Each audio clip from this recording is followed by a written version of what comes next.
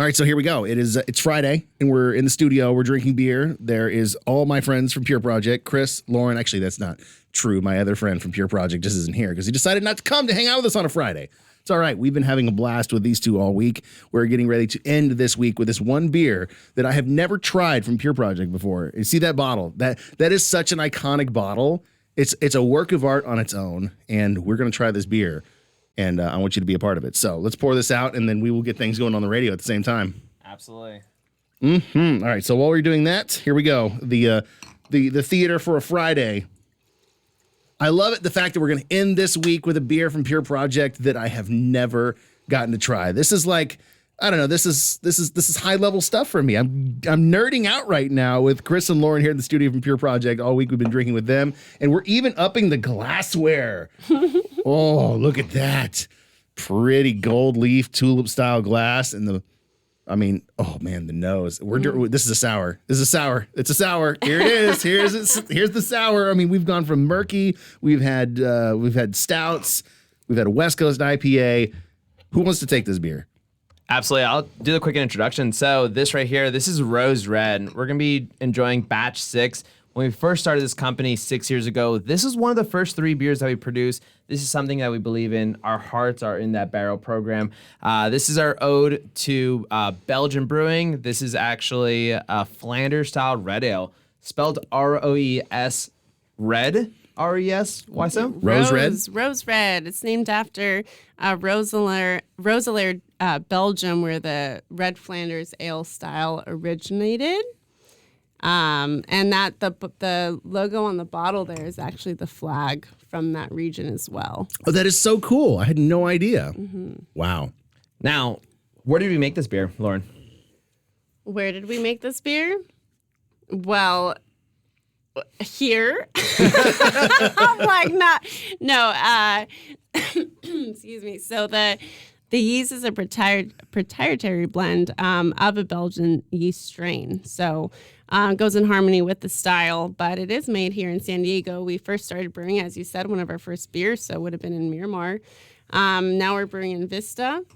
But there is an interesting aspect to this latest batch 6. We have 1,000-gallon foeder up in the Carlsbad tasting room. So essentially a very large oak barrel. And a lot of times people come in and they see this huge, it's like taller, I don't know how tall, over 6 feet tall barrel. People come in thinking it's just for shows, like a prop. And then we let them know, no, there's actually beer aging in there right now. In fact, we just strained half of it, blended it with the previous batch, and it's for sale in bottles to go. And they get to try it, and it's amazing, the fact that we have it not just for show, but we're utilizing it. It's in the heart of Carlsbad, kind of ties us all in. We have production mainly going on in Vista and Miramar, but we also have a little special beer brewing in Carlsbad, too, and that's what we're drinking right now. So this is the special Carlsbad brew. I mean, we call the foeder Rosie after this beer. So I mean, the prop, quotation mark, not a prop, but it has a name. And Rosie, it's kind of like the staple mark there in Carlsbad. But I love that we actually produced a beer out of it, which we're trying right now. And then, Chris, you were saying that they were going to do a latest batch a little bit different too. Absolutely. So we're going to start exploring. Again, ingredients drive everything that we do. So we're finding some really cool red berry fruits, which we're probably going to release in probably 2 months or 3 months. Keep your eyes peeled for that. Red berried fruit. Let's see. Raspberry, strawberry. You're not going to tell me, are you? Mystery. I can. If you've ever tried some Rodenbach, you might pick out 1 or 2 that they like to use. So for us, it's exploring flavors. It's an homage to our some really cool Belgian traditions. And again, this beer, it's fermenting with us while we're enjoying some beers in Carlsbad. There, it's developing character. It's aged for 10 months. And then we actually bottle condition it within the bottle for at least 2 months. And then that's where you get that beautiful, almost cherry, freshly baked bread, almost lactic acidity, but then a touch of almost like vinaigrette characteristic. It leans like a red wine, but then there's some fruity, sour elements to it. It's complex, and it's actually one of my favorite beers. I mean, for being a non-fruited sour, at this point, you get those lactic acid kind of puckered to it, but there's a lot of body in the beer. To me, it's quite grounding. Even though there's no fruit in batch 6, I get like red currant, a little bit of a cranberry like pucker acidity to it. I absolutely love beers that are sours that aren't fruited because you get to really appreciate the yeast and also the barrel that it was aged in for all that it has to provide on its own. Yeah. Absolutely. Just to jump in on that one, this is actually the first batch. So batch 6 is the first one coming out of that 1,000-gallon Foeder Barolo cask.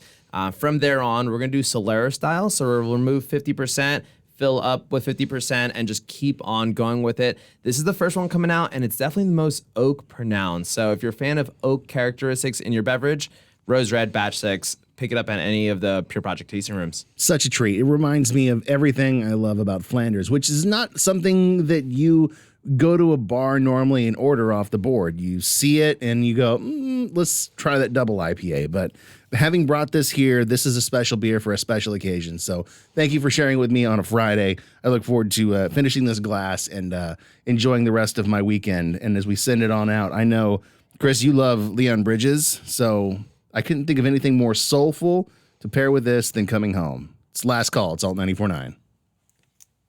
And that is it. That is it right there. I love Leon Bridges. Oh, dude, it's so good. It's so good. This beer is so good, too. And I forgot, because it's been, I don't know, a year and a half since I had a Flanders style ale. And I love this beer. I love Flanders ales. And it's not one of the things that I think about instantly gravitating to when I go and have a burger at the Regal Beagle. Right, which they might have one or two at times where you're like, oh, that's a Flanders Red. Yeah. Interesting. I'll still get a Swami's or whatever it may Yeah. be, or a North Park release. Usually, if I'm getting the Flanders, I probably shouldn't order the Flanders. It's like, I've had this one and that one, and I'm walking distance from the bar, so I'm going to have a Flanders for the rest of my evening. It's like, at that point, dude, you should probably just order the water and maybe just walk home. Right? Especially, you're like, oh, that $12 beer sounds fantastic. Screw it. You know what? I'm going to treat myself. I am going to treat myself. I've worked so hard to get where I am in this week. But man, this is so good, and it's so well crafted too, and I can't wait to see how it evolves. Exactly. And that's kind of like what we're kind of mentioning, where like within that bottle, it's still going to dry out. Sometimes acidity falls out. Sometimes it even heightens.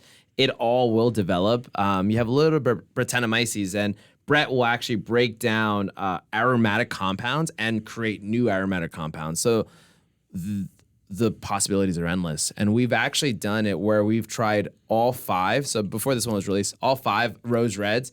And people are like, dude, that 1 and 3, showstoppers. Later this month, we're actually going to do our 3-year Spawn beer, and we're going to try 1 to 4. The grains that we use to make the beer is actually going to be turned into bread with our friends over at Prager Brothers. And then we're also going to pair with some cheese. We're going to make a really super, super traditional Belgian drink, which is Spawn beer with a little bit of brown sugar or Belgian candy sugar called Faro. Never seen in San Diego. We're here to freaking go after it. Yes, we can make those hazy IPAs. Yes, we can make a really awesome drier stout, blonde ales, you name it, we can do it. But like our hearts. Yeah, we finished with this beer in particular because we're known for our murkies. We do lighter styles for variety, but I feel like the really heart and soul is in our barrel-aged stouts and sours. And it's especially like Winslow, didn't he spend time in Belgium? So for our head brewer, like who creates the recipes for these past years, he wants to do it according to San Diego, but he's also taking a lot of heart with his own life experiences from home, putting it in the craft, and then sharing it with essentially all of San Diego and beyond. So. Makes me wonder if he spent with that time in Belgium. Last week I had Matt Aiken in here from Duckfoot Brewing talking about hanging out in Bruges, watching 2 old grandmas down Duvel after Duvel after Duvel. I wonder if he didn't spend some time with those grandmas drinking Duvel like that. Because this kind of reflects an experience that you only get from really kind of being in the mix in something like that. Absolutely. It's like living in San Diego and eating a fish taco and then bringing someone else not from San Diego to the best fish taco place and watching them get their mind exploded. Mm-hmm. They can never go back and do it any other way than how they had it here. I have to ask, on the record, what is your fish taco spot? Well, that's easy. It's Blue Water. Easy? Oh, yeah. Blue Water, 100%. 2 local halibut tacos and a beer, and I'm done. That's all I need from there, and I can taste the crema and the cheese and the cabbage and the fish and how they grill it. It's, oh my God, you get all those flavors, and it's just. I've brought every single band that I could get out to a lunch to this place, and well, I mean, and the nice thing is it's right down the street from the Casbah, and it's like I will get calls like, "Hey, I'm here with band X for anonymities." From the record label. What was that taco place you took us to? And I'd be like, there you go. Make sure you phone in the order because you don't want to wait in the line. No, that line's it's a long one. Where can you get that at? So that is off India Street, right next to the Regal Beagle. It's between El Indio and San Regal Little Beagle. Italy. Sorry. It's technically Mission Hills. Okay. Right. I'm from Palmdale. You mentioned your relative or family member is from Bakersfield. I'm also out that way, but Palmdale. So it's been 3 years, but most of that was a pandemic, so I'm still learning. Oh my goodness. Yeah, all right, we're gonna wrap this up, and then I'm going to take them on a food tour for the rest of the evening. Honestly, I'm gonna toss this one out there. Thursday nights, South Beach Bar and Grill, Ocean Beach, $5 craft beer, $2.50 fish tacos. You're staring at the pier. Well, you know what? And this is how I roll. I also add the deep fried mushrooms onto that too. Oof. Ooh, baby. Why are we talking about food? All right, we're getting out of here. Thank you for being with us. We will see you next week.